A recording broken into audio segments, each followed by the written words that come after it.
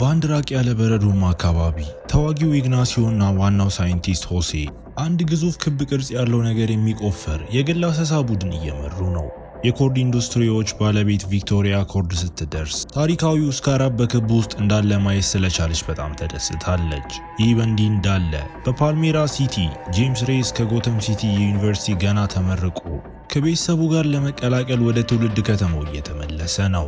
እነሱም አባቱ አልበርቶ፣ እናቱ ሮሲዮ፣ አያቱ ናና፣ አጎቱ ሩዲና እህቱ ሚላግሮስ ናቸው።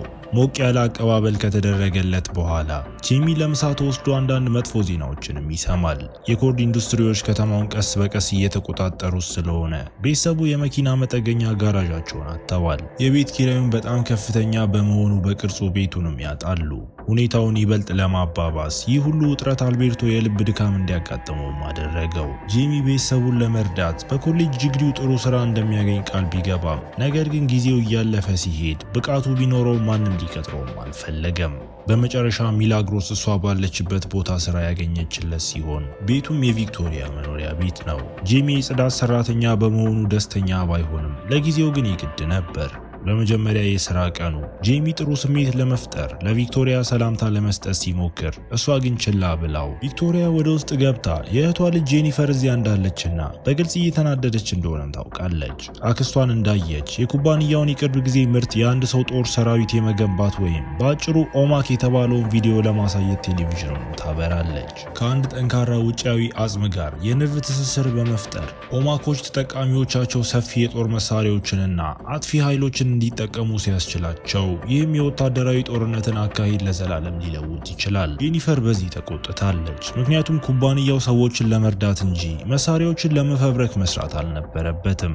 ነገር ግን ቪክቶሪያ ይህ የአባቷ ፍላጎት እንደነበር አስታውሳት እሱ ከጠፋ በኋላ ኩባንያው በቪክቶሪያ እጅ የወደቀ ሲሆን ደግሞ የፈለገችውንም ማድረግ ትችላለች። ጄኒፈር የሱን ዓላማ ለመተው ፈቃደኛ ስላልሆነች ኢግናሲዮ ሊያስቆማት ሲሞክር ይህንም ጄሚም አይቶ እሱም ለጄኒፈር ጥበቃ በመቆሙ ቪክቶሪያ እሱንም ሆነ ሚላግሮስን ወዲያውኑ ከስራ እንዲባረሩ አደረገች። ጄኒፈር በተፈጠረው ነገር አዝና አዲስ ስራ እንዲያገኝ በኋላ እንዲያገኛት ስልኳን ለጄሚ ሰጥታው በኋላ በዚያው ምሽት ጄሚ ለጄኒፈር መልእክት ለመላክ አስቦ በጣም ቢፈራም ነገር ግን አባቱ ያበረታታውና ተስፋ እንዳይቆርጥ አስታውሶት ጄሚ በመጨረሻ መልእክቱን ልኮ ቀጠሮም ይይዛል። በሚቀጥለው ቀን ጄሚ በኩባንያው አዳራሽ ውስጥ እየጠበቀ ሳለ ጄኒፈር የማበላሸት ዓላማ ይዛ ወደ ላብራቶሪው በሚስጥር ገብታ ስካራቡ ማግኘታቸውን ስታውቅ ደንግጣ ወዲያውኑ ሰርቃው ጥርጣሬውን ለማስወገድም በበርገር ካርቶን ውስጥ ደብቃው እሷ ከሄደች በኋላ ሆሴ ወደ ጠረጴዛው ተመልሶ ስካራቡ እንደጠፋ አስተውሎ ስለዚህ ተቋሙ ሙሉ በሙሉ እንዲዘጋ አዘዘ። በመውጣት ላይ ያለች ደውሉ ከመጮው ጥቂት ቀደም ብሎ ተስፋ የቆረጠው ጄሚ ወደ ጄኒፈርም ይቀርባል። መያዟ ተሸብራ አዲሱ ስራው ይህንን መጠበቅ እንደሆነ ነገር ግን በምንም አይነት ዋጋ እንዳይከፍተው ነግራ ሳጥኑን ባደራ ሰጥታው ጄሚ ከህንፃው እየሮጠ ሲወጣ ከዚያም ጄኒፈር ሌባውን ለመፈለግ እየረዳች እንደሆነ ለማስመሰል ባቂዎቹ ጋር አብራ ትሄዳለች። በኋላ በቤቱ ሳጥኑ እስኪከፈት ድረስ ጄሚ በቤተሰቦቹ እየተጨቀጨቀ ግፊት ተደርጎበት በስካራቡ ብዙም አልተደነቁምና በሱ መጫወት ጀምረው ነገር ግን ጄሚ ከነሱ ሲቀበለው በእጁ ላይ ማብራት ጀምሮ ድንገት ስካራቡ እግሮችን አውጥቶ ዘሎ በጄሚ ፊት ላይም ተጣብቆ አለቀው ብሎ ለማስወገድ የሚሞክር ማንኛውም ሰው በኤሌክትሪክ እየገፋ ይህ እንግዳ ኃይል የኤሌክትሪክ ሳጥኑንም አጠፋው። ከብዙ ትግል በኋላ ስካራቡ ከጄሚ ልብስ ስር ዘልቆ በመግባት መለወጥ ጀምሮ ይህም ጄሚ ወደ ጣሪያው የሚወረውሩ የሳንካ እግሮችን እያሳየ በሰውነቱ ላይ አስፈሪ ቢመስልም በመጨረሻ ግን በጣም የሚያምር የውጭ ጋሻን ፈጠረ። እየተፈጠረ እንዳለ በትክክል ከመረዳታቸው በፊት ምንም እንኳን ጄሚ ብቻውን ሊሰማው ቢችልም የልብሱ አርቲፊሻል ኢንተለጀንስ ስርዓትም ይነሳል። ኤአዩ የፕሮግራሙ ሙከራ ለማድረግ ስለሚፈልግ ስለዚህ ጄሚን በጣሪያ በኩል አፈንድቶ በቀጥታ ወደ ጠፈር የወሰደው ሲሆን ይህንንም ጄሚ አሁን ሊያምነውም አልቻለም። ከዚያም ልብሱ ወደ ታች በሮ ጥንድ ክንፎችን በማውጣትም ጄሚን በከተማው ዙሪያ ወስዶት ከአውቶቡስ ጋር ፊት ለፊት ሲጋፈጡ ልብሱ ተሽከርካሪውን ለሁለት የሚከፍል ልዩ መከላከያ ጋሻ ፈጥሮ ጄሚን ያለምንም ጉዳት አተረፈው። ከብዙ በረራ በኋላ ስካራቡ ጄሚን ወደ ቤቱ መልሶት እዚያም ልብሱ ይሰበሰብና ጄሚ ራሱንም ይስታል። በኋላ ምሽት ላይ ጄሚ ሲነቃ ስካራቡ በጀርባው ላይ እንደገባ አውቆ እሱ ሲደናገጥ ቤተሰቡ ለፖሊስ ለመደወል እያሰቡ ነገር ግን ሩዲ ጄሚው እንደ ሌባ እንደሚታይ በመጠቆም እንዳያደርጉት መከራቸው። ከዚያ በኋላ ጄሚ መልስ ለመጠየቅ ጄኒፈርን ፍለጋ ቢሄድም ነገር ግን በኮርድ ህንፃ ውጪ በታጠቁ ኃይሎች እየተነዳች አገኛት። በእነሱ ላይ ተኩስ ሲከፍቱ ጄኒፈር መኪና ውስጥ ገብታ፣ ስለዚህ ጄሚን ለማምለጥ በፍጥነት ነርቶ ጄኒፈርን ወደ ቤቱ ወስዷት እዚያ ማብራሪያ ትሰጣለች። ስካራቡ ለጅምላ ጨራሽ መሳሪያነት ሊያገለግል የሚችል ምንጩ ያልታወቀ ቅርስ ነው። ለዚህም ነው አክስቷ የኦማክ ፕሮጀክትን ለማጎልበት ልትጠቀምበት የፈለገችው። እቃው ጄሚን የመረጠው ይመስላል። ለምን እንደሆነ ግን አታውቅም። ነገር ግን ከኮርድ ታወር አንድ ቁልፍ በማግኘት አንዳንድ መልሶችን ማግኘት እንደምትችል ታስባለች። አጎት ሩዲ ጄሚን እና ጄኒፈር ወደ ኮርድ ታወር ወስዷቸው የደህንነት ካሜራዎቹን ለማበላሸት የጄሚን መሳሪያም ይጠቀማል። ጠባቂዎቹ ትኩረታቸው ሲከፋፈል ሁለቱ ወደ ውስጥ ዘልቀው በመግባት ቁልፉን ሰርቀው እሱም የጄኒፈር አባት የነበረ የተሻሻለ የእጅ ሰዓት ሆኖ ተገኘ። ከዚያም ሁለቱ ከህንፃው ለመውጣት ሲሞክሩ ኢግናሲዮ ማስቆማቸው። ስለዚህ ስካራቡ እሱን ለመዋጋት ወዲያውኑ ወደ ልብስ እውነታ ይገባል። በምላሹ ኢግናሲዮ እሱን ለመመለስ ያልተሟላውን ኦማክ ተጠቅሞ ውጊያ ጀምሮ በዚያ ጊዜ ኤአዩ ከልብሱ ጋር የሚመጡትን ልዩ ልዩ የጦር መሳሪያዎች እያሳየ ኢግናሲዮ ፍንዳታዎችን ለመፍጠርና መኪናዎችን ለመወርወር ባላመነታ ቁጥር የጄሚ ኤአይ መሳሪያ ልማቱ በየሰከንዱ ይበልጥ ጨካኝ እየሆነ ሄዶ ኢግናሲዮን ሊገለው ሲቃረብ ጄሚ የትኛውም ህይወትን እንደማያጠፋ በመናገር አስቆመው። ድንገት ሩዲና ጄኒፈር በጭነት መኪና ውስጥ ብቅ ሲሉ ኢግናሲዮ ተሽከርካሪው ላይ ሲተኩስ ይህም ጄሚ እነሱን ለማየት እንዲሮጥ አድርጎት ይህ ትኩረት መከፋፈል ለኢግናሲዮ አጸፋ ለመመለስና ጄሚን ለማሸነፍ እድል ሰጥቶት፣ ነገር ግን እሱን ከመግደሉ በፊት ሩዲ በጃሚንግ መሳሪያው መጥቶት ሶስቱም ማምለጥ ይችላሉ። ጠዋት ላይ ወደ ጄኒፈር የድሮ መኖሪያ ቤት ደርሰው እዚያም ሰዓቱን ተጠቅማ ወደ ሚስጥራዊ መደበቂያ ቦታ ገብታ አባቷ ብሉ ቢትል በመባል የሚታወቅ የከተማዋን ልዕለ ጀግና እንደነበርና ቤተሰቡን ሀብት በሙሉ ወንጀልን ለመዋጋት የሚያስችሉ ብዙ መሳሪያዎችንና ቴክኖሎጂዎችን ለመፍጠር እንደተጠቀመበትም ይገለጣል። ስካራቡ ከዓመታት በፊት የመጀመሪያውን ብሉ ቢትል እንደመረጠ ሁሉ ጄሚ መርጦታል እና ያ የመጀመሪያው ጀግና የጄኒፈር አባት አማካሪ ሆኖ ነበር። እንዳለመታደል ሆኖ ስካራቡ የጄኒፈርን አባት መርጦትም አያውቅም። ነገር ግን እሱ ስለሱ የበለጠ ለመማር ህይወቱን አሳልፏልና እስከ ጠፋበት ጊዜ ድረስም ብሉ ቢትል የሚለውን ስምን በራሱ ብቃት ተቀብሏል። ሩዲ በአሮጌው ኮምፒውተር ውስጥ ለጄሚ አጣብቂ መፍትሄ ሲፈልግ ጄሚ ወደ መጸዳጃ ቤት ሄዶ ቁስሉ ሰማያዊ ሲያበራም ያስተውላል። ይህ ማለት ስካራቡ የጄሚን የሰውነት አካል ከውስጥ በመለወጥ ራሱን ከሰውነቱ ጋር ቀስ በቀስ እያዋሃደ ነው ማለት ነው። ነገር ግን ቢያንስ ቁስሉ በፍጥነትም ድኖለታል። ከዚያም ጄሚ ወደ አባቷ ቤት በመመለሷ ሐዘንና ብቸኝነት ተሰምቷት የነበረችውን ጄኒፈርን ለማጽናናት የተቻለውን ያህል እየሞከረ ሁለቱ ሊሳሳሙ ሲሉ በሩዲ ተቋርጠው እሱም አዲስ መረጃ እንዳገኘም አብስሮ ስካራቡ ከጄሚ ጋር የነርቭ ትስስር ስለፈጠረና አካሉን በማንኛውም ዋጋ ለመጠበቅ ስለሚፈልግ ጄሚ በህይወት እስካለ ድረስ ከሰውነቱ ፈጽሞ ሊነጠል አይችልም። ጄሚ በዚህ ዜና ደስተኛ አይመስልም። ወደ አስከፊ ሁኔታ ውስጥ እንደተገፋ ሲሰማው፣ ነገር ግን ሩዲ በስካራቡ የተመረጠ ገና ባልተረዱት ምክንያት እንደሆነ በመጠቆም ማጽናናው።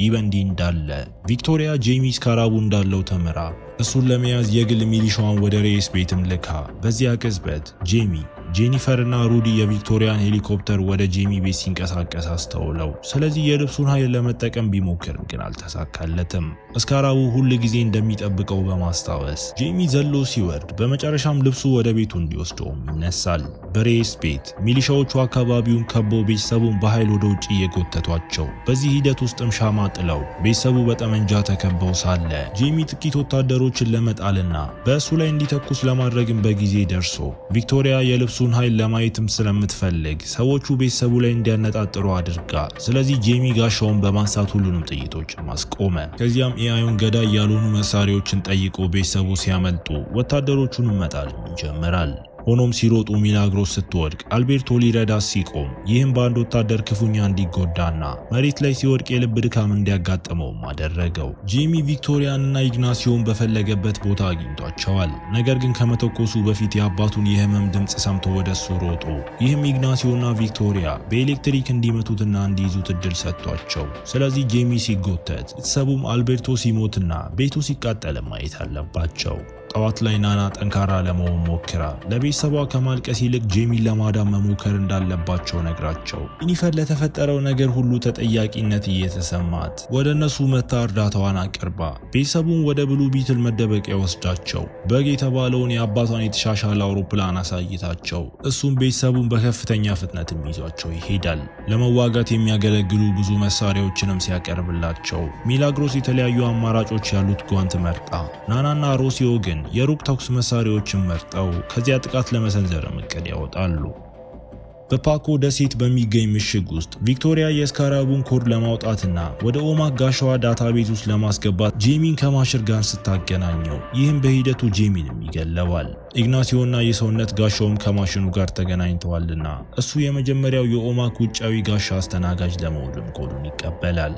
ማዳን ሂደት ጀምሮ ጄሚ በከፍተኛ ህመም እየጮኸ የነርቭ መጨናነቁ ለህይወቱ አደገኛ ሊሆን ቢችልም በምትኩ ግን ወደ ኮማ ውስጥ ማስገብቶት እዚያም ስለ ከሞት በኋላ ህይወት ራዕይ እያየ በአልቤርቶ ተጎብኝቶ እሱም ለጄሚ በህይወቱ ውስጥ ትልቁ ዓላማው በብሉ ቢትል ስምን መረከብ እንደሆነ ማረጋገጠለት። ጄሚ ስካራቡን እንደ አብሮ አደግ ጠባቂው ሲቀበል በመጨረሻም እርስ በርስ ፍጹም የሆነ ሁኔታ ተስማምተውም ይቀላቀላሉ።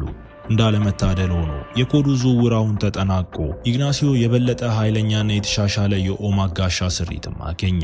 ይህ በእንዲህ እንዳለ ሩዲ በግን በምሽጉ ላይ ያሳረፈው ይህም ጠባቂዎቹ በእነሱ ላይ ተኩስ እንዲከፍቱ አድርጓቸው። ሆኖም በግ ሊጎዳ የማይችል በጣም ጠንካራ ስለሆነ በእግሮቹ ወታደሮችን እየመታ ጉዞውን ቀጥሎ ሩዲ አንድ ልዩ ቁልፍ አግኝቶ ሲጫን ይህም በግን ጠባቂዎቹን በፍጥነት የሚያስተኛ ሰማያዊ ጭስ እንዲለቅ አደረገው። በመቀጠል ሚላግሮስና ጄኒፈር ወደ ህንፃው ገብተው በስካራብ ኃይል እየተንቀሳቀሱ ያሉ በርካታ የኦማክ ልብሶችንም አገኙ። አንዳንድ የሚፈነዱ መሳሪያዎችን በመጠቀም ቢያጠፏ ነገር ግን የተፈጠረው ፍንዳታ የምሽጉን ከፊል አፍርሶ ፍርስራሹ ሁለቱንም ይለያያቸዋል። በላብራቶሪው ውስጥ ጄሚ በመጨረሻ ቢነቃም ነገር ግን ልብሱ የስርዓት ዳግም ማስጀመሪያ እያደረገ ስለሆነ ገና ሊጠቀምበት አይችልም።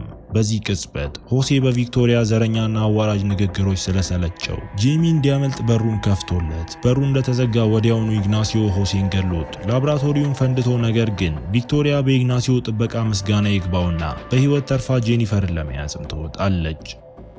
ቤተሰቡን ለማግኘት ሲሮጥ ጄሚ ከብዙ ወታደሮች ጋር ተገናኝቶ ሁሉም ነገር ያለቀለት ሲመስለው ነገር ግን በሚገርም ሁኔታ ናና እሱን ለማዳን መታ ሁሉንም በሰከንዶች ውስጥም ታሸንፋለች። ከዚያም ወደ በግ ሄደው ጄሚ ከእናቱ ጋር ተገናኝቶ ነገር ግን ሚላግሮስና ጄኒፈር እንደጠፉ ሲገነዘብ ጄሚ እነሱን ለማዳን ተመልሶ ለመሄድም ወሰነ።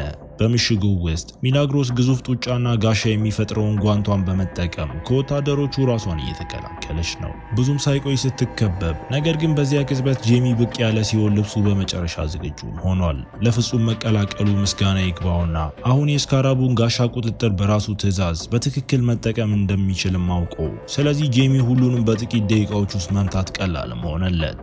ድንገት ጄሚ በግድግዳው ውስጥ ሲገፋ ክንፎቹን ተጠቅሞ ራሱን አድኖ በዚህ ጊዜ ኢግናሲዮ ለመዋጋት እዚያ እንዳለ ማስተዋለ። በሰማይ ላይ በከፍተኛ የኃይል ቁጥጥር እየተዋጉ ነገር ግን ብዙም ሳይቆይ ወደ መሬት ወድቀው ከዚያም እርስ በርስ ለመጠቃቃት ሁሉንም አይነት መሳሪያዎችና ፕላዝማ ፍንዳታዎችንም ይፈጥራሉ። በተመሳሳይ ጊዜ ቪክቶሪያ ጄኒፈርን ምርኮኛ አድርጋ ከደሴቱ ለመውጣት ስትዘጋጅ ነገር ግን ጄኒፈር የአባቷን ልዩ የሙጫ ቦምብም ተጠቅማ ሄሊኮፕተሩን በአረፋ ሞልታው ይህም እንዲከሰከስም አድርጎት ጄኒፈርና ቪክቶሪያ ብቻ የተረፉ ሲሆኑ ጄኒፈር የኦማክ ፕሮጀክትን ለማደስ ዳግመኛ ሙከራ እንዳይኖር ስለ ስካራብ መረጃ የያዘውን የቪክቶሪያ መሳሪያ ማጠፋችው። ወደ ጄሚ ስንመለስ ሐሳቡን ተጠቅሞ መሳሪያዎችን ለመፍጠር የሚያስችለውን ኃይል በሚያምር ሁኔታ በመቆጣጠር በውጊያው የበላይነትን ማግኘት ቢጀምርም ነገር ግን ብዙም ሳይቆይ ኢግናሲዮ በላቀ የጦርነት ልምዱ እሱን አሸንፎ መሬት ላይ የሚያዘው። ድንገት ሩዲ ትኩረቱን ለመከፋፈል በኢግናሲዮ ላይ ድንጋይ ሲወረውር ይህም በሱ ፈንታ ወደሱ እንዲተኩስም አድርጎት ሩዲ ሲያመልጥ ነገር ግን ጄሚ ሌላ የቤተሰብ አባል ማጣት አይፈልግምና ይቆጣል። ስለዚህ በኢግናሲዮ ላይ ኃይለኛ ድብደባዎችን ማውረድም ጀመረ። ለበቀል በጣም ከመጓጓቱ የተነሳ ጄሚ ኢግናሲዮን ሊገድለው ምንም አልቀረውም። ነገር ግን ኤአዩ ነፍስ ላለመግደል ያለውን ፖሊሲ በማስታወት አስቆመውት ኤአዩ በሂደቱ ወቅት ሊያገኛቸው የቻለውን የኢግናሲዮን ያለፈ ትዝታዎች ሲያሳየው ይህም ኢግናሲዮ ልክ እንደ ጄሚና ቤተሰቡ ተጎጂ እንደነበርም ይገልጻል። ኢግናሲዮ ልጅ እያለ በኮርድ የተላከ ቦምብ ቤቱን አጥፍቶ እናቱንም ገሏታል። ይህም በደቡብ አሜሪካ የአሜሪካ ወታደራዊ ወረራ አካል ነበር። ከዚያም ቪክቶሪያ ኢግናሲዮን ለፕሮጀክቷ እንደ መሞከሪያ ለማቆም ለመቆየትም አገተችው። ጄሚ የኢግናሲዮን ሕይወት ለማዳን ወስኖ ይህ የደግነት ተግባር በኢግናሲዮ አይምሮ ውስጥ አንድ ግንዛቤን ፈጠረ። አሁን እሱ የቪክቶሪያን ትዕዛዝ ችላ ማለትም ኃይል አለው። ኢግናሲዮ ራሱን ከመጠን በላይ በኃይል ሞልቶ በቪክቶሪያ ላይ ዘሎ ይህም ሁለቱንም የሚገልና መላውን ደሴት የሚያጠፋ ፍንዳታ ማስከተለ። ሩዲ በበግ በጊዜ ደርሶ ጄሚንና ጄኒፈርን ማዳን ችሎ መላው ቤተሰብ ሲገናኙ በመጨረሻም ለአልበርቶ የሚያዝኑበትም ጊዜም አገኙ።